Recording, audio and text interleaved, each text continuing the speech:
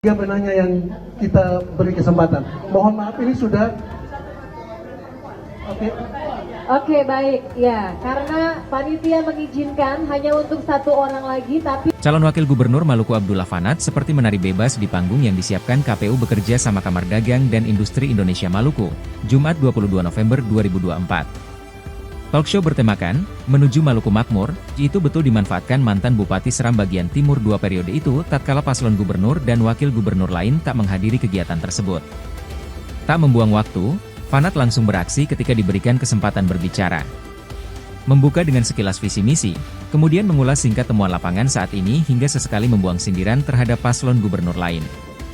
Menyoal visi misi, Fanat memastikan bahwa ide yang dicetuskan berangkat dari realitas kekinian hingga pemanfaatan potensi untuk membangun Maluku. Tetap fokus pada sektor ekonomi, Fanat menyoal rantai pasok yang terlalu jauh sehingga kalah saing ketika bahan pangan tiba di pasar yang terkonsentrasi di ibu kota provinsi. Baginya, persoalan itu harus dikoordinasikan secara baik oleh birokrasi pemerintahan. Lanjutnya, birokrasi kemudian masih menjadi masalah, yang disebutnya tak efektif karena kecenderungan mengejar proyek yang menghasilkan. Berbekal pengalaman sebagai bupati 2 periode, Fanat memastikan bakal membuat birokrasi menjadi efektif. Masih menyoal birokrasi, Fanat menilai pemerintahan tak akan efektif ketika gubernur dan pimpinan di daerah tak sejalan. Fanat pun menutup sesi itu dengan memastikan dirinya bersama Hendrik Lewerisa layak untuk memimpin Maluku ke depan.